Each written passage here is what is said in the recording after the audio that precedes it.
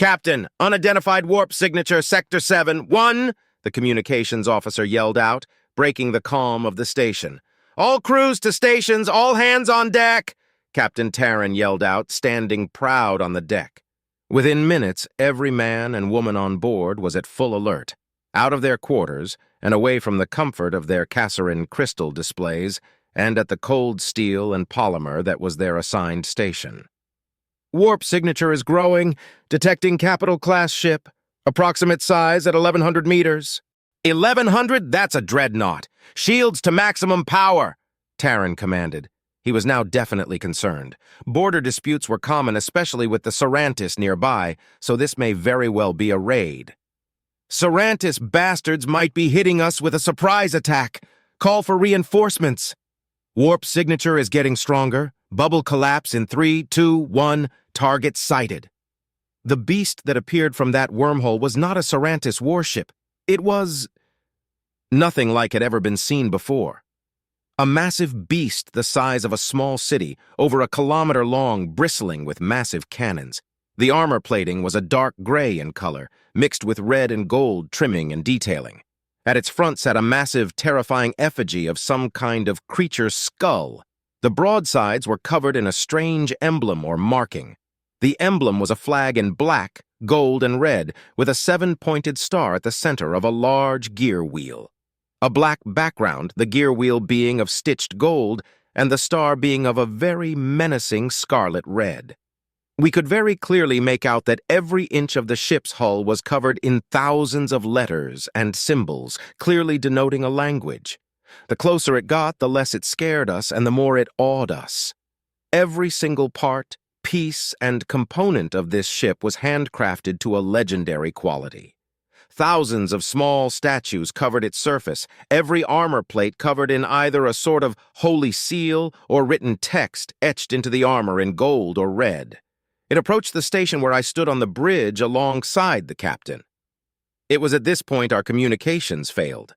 The radio chatter cut into dead silence, replaced by one of the most hauntingly beautiful voices I or anyone has ever heard.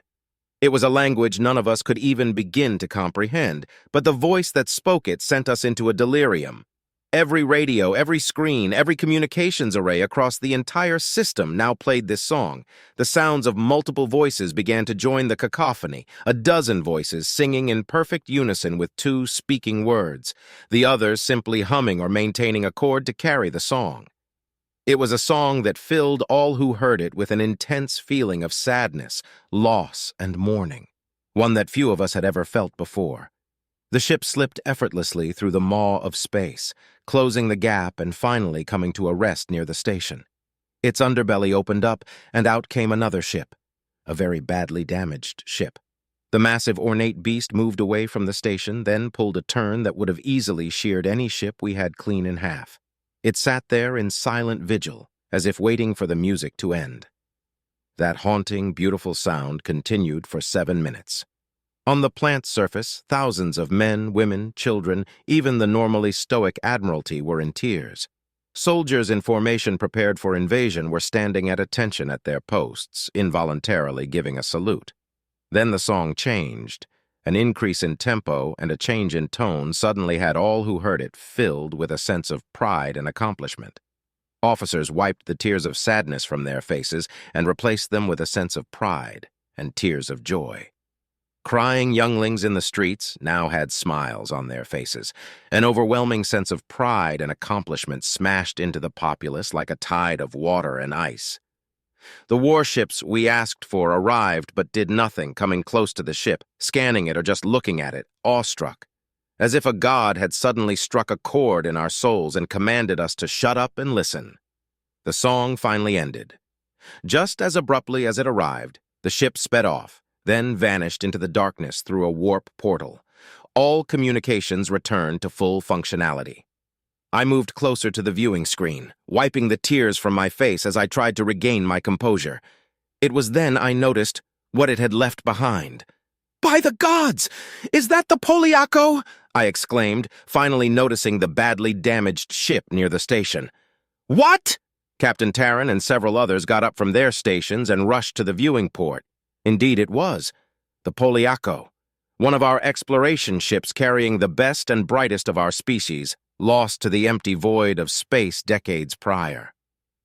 Our first real exploration ship, a shattered hulk of scrap and twisted metal, covered in seals and mysterious emblems. The ship itself seemed unable to function. Such was the damage, so it appeared to have been secured by some kind of metal beam casing that probably stopped it disintegrating. We went into a frantic panic and swarmed the derelict. I rushed in, just behind a boarding team wearing pressure suits. We entered the ship's main cargo bay. The sight that greeted us broke us and sent us into despair. Coffins. 247 coffins, perfectly laid out in the cargo bay, bathed in a soft blue light from a series of ornate light posts that created artificial flames like candles. Each coffin had a viewing port on it, in which you could perfectly see the face of its occupant. Some members looked around and tried to open the devices, believing its occupants were still alive. I looked around and my eye caught the glint of silver in one of the boxes. I rushed towards it. The glint of silver belonged to an all-too-familiar necklace. I collapsed on the floor, reaching out for one last hug as I saw the face of my lost granddaughter. I began to sob uncontrollably, and others rushed towards me to see if I was okay. I was not. Needless to say, it was a matter of severe shock as to what we encountered. It took us a few months to sort through and collate the data we acquired, mostly because we were busy burying the dead. The coffins were made of a polycarbonate substance similar in structure to an artificial wood substrate. Various toxic but otherwise inert fluids were used in the bodies to prevent or at least slow decomposition. The bodies were preserved and positioned in such a manner that it seemed as though the occupants were asleep instead of dead. We confirmed that it was somewhat jarring to find them in this state, but also calming. Once proper funeral services were conducted, questions began to fly. It was an insult to the dead to try get a sample of the fluid used for preservation, so scientists began to attempt to create their own using the minimal data we did have. Some families attempted to volunteer their relatives to the cause. We rejected every attempt and swore an oath to never let this act be wasted. We laid our greatest heroes to rest a month after the first encounter and got back to work. What was that ship? Scans collected from every ship that could scan it or any crew that could operate despite the circumstances showed us a few things. It was made of an extremely advanced alloy we couldn't dare replicate, showing highly advanced design that could completely ignore laser fire. Shield strength readings were 10 times what our flagship could output. It was producing energy readings that were absurd by any standards. A few of the gas giants in our home system couldn't produce that much energy. Weapons systems, from what little we could gather, would outclass every ship in the fleet 100 times over. Kinetic bombardment cannons, ballistic munitions cannons, beam weapons, point defense laser arrays, and we could, from photographs, determine the outline of launch bays for thousands of missiles and rockets. What was the language? The tech was on the outside beyond absurd. So, how did they gain access to our entire communications network? No trace of any signal was ever found. No means of entry was ever located. We have no idea how they seized our entire communications system, then used it to sing. What language was it? It wasn't much to work with, but our translation algorithms and software designated the language as Latin and began to translate the song. In the meantime, we started combing through the flight logs of the exploration ship. A simple accident involving a meteorite collision on exiting warp too close to an asteroid field. 24 crew members were left to die of starvation or exposure, while the rest died on impact or within a few minutes due to suffocation. I broke down in tears several times during the investigation on seeing recordings of my granddaughter with the crew. Finally, after a fair amount of time and several unfortunate breakdowns, the algorithm finished its translation. It is better to celebrate a life well lived and the impact it has had on those around it than it is to mourn a life that has been lost. So long as you are remembered, so long as your footsteps are still where your path has led you, death is meaningless. Only those forgotten are truly dead. So long as you are remembered, so long as you were loved, you are immortal. So long as your impact is maintained, so long as the shadow of the tree you planted still remains, you are immortal. So long as you are loved, you had a greater impact on the universe than the death of 1,000 suns. in memory of the fallen, to those who came before and gave all they had to those who are now. We salute you, in memory of the fallen, to those who bled in wars long past. We salute you, together, to the future. We shall not let your sacrifice, however small, be wasted. Together, to the void. We shall carry on in your footsteps and let your thunderous voices be heard. Together, to eternity. Raise a glass to those before and share your bread with those who are now. Together, to victory. Together, to the void, us against eternity. We shall not falter. Rest in peace, for your work is done. Rest in peace, for it is our turn now. Rest in peace, for your greatness now shines through us. We are those you fought for, those you died for, those you lived for. We are the future. We shall not falter. Together to the future, together to the void, together for all eternity. Together we are immortal. These simple words broke the empire, literally broke us. In front of a delegation of our best warriors, one of our generals collapsed into tears. Our emperor confined himself to the temple for a week, refusing any food as a penance. Holy sites such as temples and graveyards suddenly became flooded with tens of thousands of people.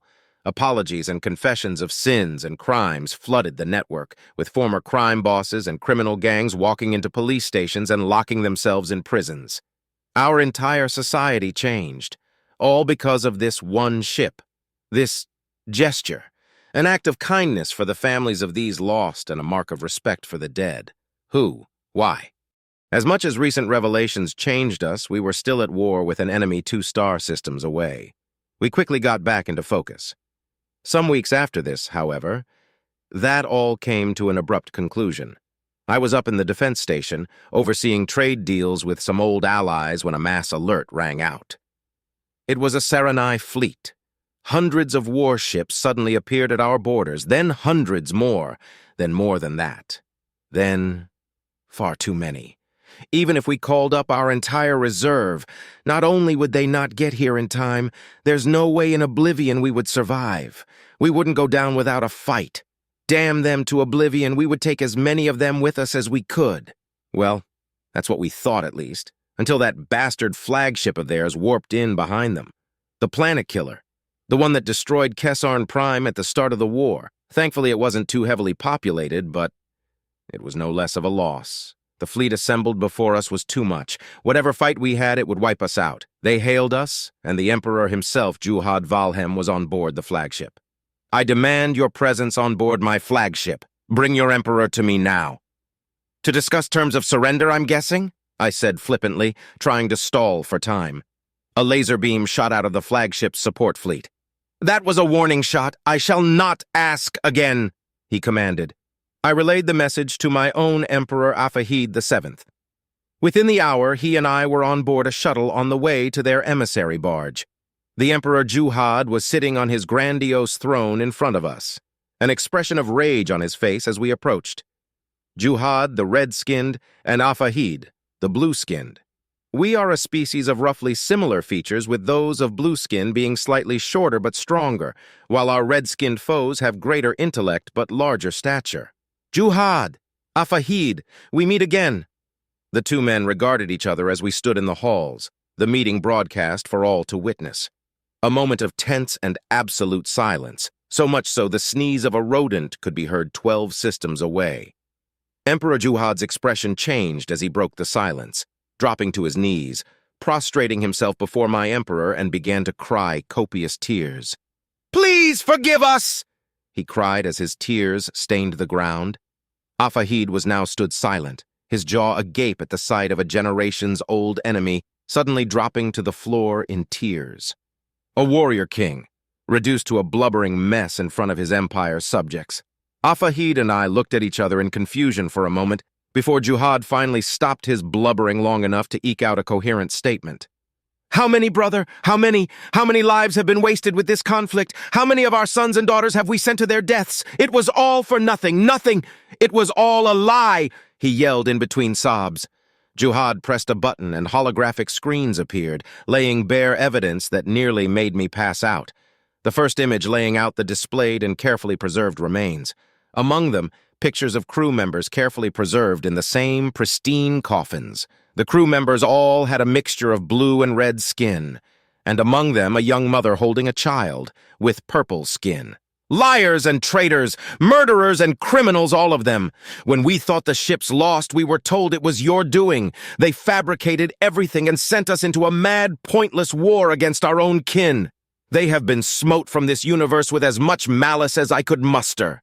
I come here to pay for my recklessness and sanity. My own daughter was among those ships. Juhad sat on his knees with his head bowed and presented his arms up as if he was ready for arrest. "Forgive me!" Afade stood stunned for a moment, then reached down and grabbed one of Juhad's hands, pulling him to his feet and embracing him, both men in tears. "You are forgiven, brother." Some months passed, and our mutual war had been all but forgotten. Reparations from both sides were forgotten simply out of the need to bring peace. A new chapter in our history began.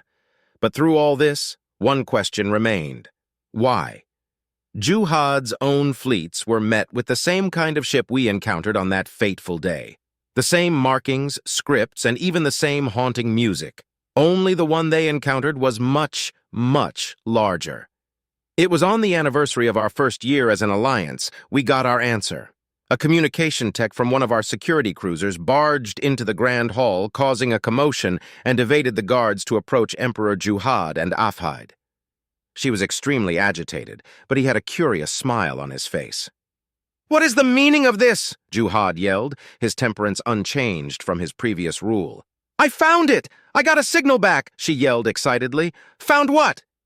The temperance launched a gathering of signal probes toward the ship that retrieved the Poliaco. One of them managed to attach itself somehow to the armor plating, and we got a signal back 20 minutes ago. She squealed excitedly. She quickly gathered her portable equipment and brought up a galaxy map, highlighting a particular point in a far-flung segment of the galaxy. The marker designated the system's name as Sol. The signal was a bit garbled, but eventually the technician, still keeping us on the edge of our seats, in my ace literally, as she tried to recover something. "Ah, I got it! The probe took a few pictures," she said excitedly. A button was pressed, and the image that greeted us shattered our fragile hearts. There were thousands of those ships, each one in a varying state of destruction, disuse, or decay, each one bearing a plaque on which were written hundreds of names. On each ship, a metal plate was welded wherever it could. Each plate had the phrase, "Death is not that which must be feared. It is a companion that we must take in our stride, gone but never forgotten, lest more be lost, never forget." It was a graveyard, a massive, massive star system-sized graveyard. Our hearts sank as the probe performed a bioscan and found only silence. A closer look at the nearest ship revealed it to be almost entirely automated despite the damage it sustained. Our military commanders were now seriously worried and wondered what could have caused any damage at all to these ships as they murmured amongst themselves. We cycled through some of the pictures the probe took as more of them arrived through the data stream. Photos of larger swaths of the system showed countless derelict starships anchored in place around the entire star system by artificial gravity hooks. Derelicts of innumerable manufacture and quantity, not made by the locals but by countless other races. Thousands upon thousands of ships ranging in size from fighters to multi-mile-long titans. Megastructures of any conceivable kind surrounded every planetary body.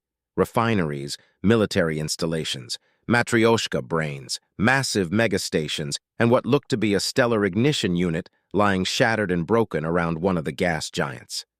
This entire star system appears to be a massive graveyard, but it looked far from dead. However, one thing that puzzled us was, where is everybody? All we could make out were automated drones and machines, no people. At least, none that were alive. We cycled through more astonishing pictures until I finally pointed and yelled, "There! Right there! See it?" Everyone looked carefully at my fingertip and spotted the clear sight of a bipedal creature in a thick mech suit, welding a memorial plate to a ship's hull. "By the ancients, I do," Juhad said. "What is it? 2 arms, a head, 2 legs? Even in that mech suit I can tell that much. Do you have anything that shows it up close?" Afhade asked the technician. "No, my lord, that's the last photo I have. We are still getting more. The next one will get here in about 2 minutes. Then it's another 8 for the data to collate and process. We are working as fast as we can, she replied, trying to keep calm. In the meantime, Captain Terran, ready our ship and plot a course to that system. I have an idea. I said out loud and excused myself from the table. Wait, the last photo is ready. I have it here. Now. The final photograph loaded. We were startled out of our seats as the strange creature was now in front of the optical lens, staring straight into it. Its mouth was curved upwards in what was clearly a smile. Its eyes were a haunting, beautiful brown, but even with a cursory glance, one could feel a heavy, saddened burden emanating from his expression. That is what's there. Why, Juhad spoke, why does it look like us? Only without the pointy ears and the pink skin? Afade replied, finishing the statement. Captain, ready our ship! The journey took us 6 months. Sol was 147 jumps from home, but we were set for the long haul as Juhad gave us one of his heavy battleships, retrofitting it for an extended journey instead of me struggling with my old diplomatic frigate. I had with me on the bridge General Hakim and Admiral Gohan, along with Captains Terran and Soren. Alongside me was my fellow diplomat, Master Reagan. We were moments away from entering the system around the planetoid designated Pluto, and the atmosphere was palpable. I don't like this. I don't like it one bit. General Hakim spoke above the din as he stood at the viewing port. Neither do I. What the hell are you doing with that? Admiral Gohan asked, and gestured to the bouquet of flowers I was holding. Don't worry, I have a plan. Just let me do all the talking. The probe secured some data files and other things from the Poliaco. I know what I'm doing. I smiled at them, though I will admit it did nothing to calm the atmosphere. Exiting hyperlane in 3, 2, 1, entry! The ship's pilot yelled out, grabbing everyone's attention. The ship popped into existence just beyond the system's perimeter. Within moments of our appearance, we had 10 dreadnoughts appear and aim their cannons at us. The voice of a machine hijacked our communications, and a holographic image of a machine-like eyeball appeared in front of us on the bridge. It tracked us. Clearly very advanced tech if they could project their holograms through our shields straight into our hulls. You have entered a secured star system. Designate objective immediately. You have 5 minutes to comply. The machine spoke, and it was clearly agitated. I spoke in response. We are here to pay respects to the dead. One of our ships is recorded to be here. We wish to speak to the one in charge here to recover that ship and bring it home. I made sure to hold the flowers up so it could clearly see. Processing request. A few tense moments passed. Confirmed. Ship manifest and cargo match intentions. Gravekeeper has been notified. Please proceed along designated area. Maintain low speed to avoid incident. A series of bright holographic arrows appeared, and our pilot took the initiative, moving us through the pathway. We looked around and took in the sights. Some of these ships were massive. We ran a basic scan while we could. One such ship was over 20 miles long and nearly 4 miles in height and width. Most of the megastructures and giant stations were intact and appeared fully functional, though a bioscan done still produced no life signs. Only machines. Millions upon millions of machines. A few minutes later, the Admiral pointed towards our destination. Retribution's Kiss, a ship Juhad lost a few decades ago. A ship full of heroes. I knew it! I knew I saw that ship on the feed! I exclaimed as we got closer. For the sake of the read, the song I was listening to as I wrote this is Beautiful Oblivion by Scott Buckley. It seemed to fit perfectly. Our comms suddenly cut, and were replaced with music. Beautiful, somber, sad music. We docked with the ship with a thud. The Retribution's Kiss had its entire aft section destroyed, several holes punctured through most of the rear superstructure, and a starboard thruster pod looked like it had been on fire. A somber mood overcame us all as I headed to the airlock. On entering, I was immediately greeted by the sight of more of those precious coffins, each one ornately decorated with its occupant appearing sound asleep. I approached fully aware I was no longer alone as the crew followed and placed the flowers I was carrying on one of the coffins. Everyone else followed suit, and soon the entire crew save a few needed volunteers had come out with their own bunch of flowers. We each stood with our heads bowed as we silently uttered a prayer for our fallen brethren. It was only now we noticed the figure standing in the room, its hands in front of it with its head low. We continued for a minute or so more, placing more flowers and allowing scholars to take notes of names for the dead. I motioned to the being at the opposite end of the room if we could pick them up and take them home. It simply nodded in agreement, and I called for us to quietly carry the coffins on board the battleship. I stood by and waited as each body was carried away. The music finally ended. I looked to my left, now noticing the creature standing next to me. It was a clear 2 feet shorter than I was. I could now clearly see more of its features, obscured as they were by the robe he wore. Definitely a male, 5 fingers instead of our 4. A small tuft of hair atop its head with more on its face, grown long and gray, instead of completely bald like us. Rounded, short ears instead of jagged edges like us. A simple lesson to learn, but one that has no lesser impact. Never forget lest we lose more. Never forget lest they be gone forever. I waited a moment to respond, allowing my translation unit to work. You are the gravekeeper the machines told us about? Aye, that I be.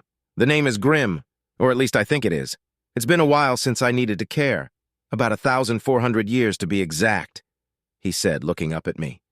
Can you explain that? I asked, trying my best to be polite. Look, son, I know why you are here as much as I do, so let's not sugarcoat it. I've done this for far too long now, so I will cut to the chase. You are here only because you saw one of your own ships. But let's face it, you came here to do more than just recover bodies. He looked up at me with a certain degree of side-eye. Well, I sighed in defeat. Highly advanced tech, massive warships, uncountable technologies. You can't say you had an ulterior motive for being here, but at least I can appreciate the sincerity of your funeral service. At least you respect the dead. Now tell me, why are you really here? To thank you for bringing my granddaughter back home. To thank you for bringing that ship back. To thank you for giving me a chance to say goodbye. I smiled down at him, a tear forming in my eye. You are welcome. It's my job. And what's the other thing? To ask some questions, to see if we can negotiate a proper trade, to see if we could be friends, I said, holding my hand out.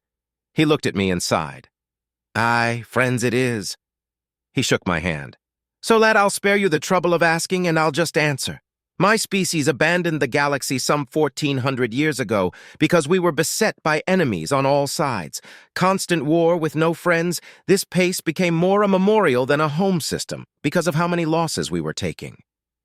Eventually, we were left with few choices and simply just buggered off. I was one of very few volunteers to stay behind when everyone left. We found no friends here and simply just decided it wasn't worth sticking around, so we packed up and left. He explained as he led me to the edge of the room overlooking a view of Earth. That is very depressing. I cannot imagine what it would be like to abandon one's home. I'm not completely alone, of course. Every now and then, I get pilgrims coming from the other galaxy and they visit Earth. We built all this, you know. Probably have a lot more.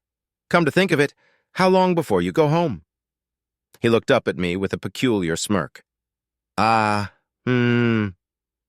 Well, we have to refuel the ship and hold some vigils, but we should be returning home in a few days. Why?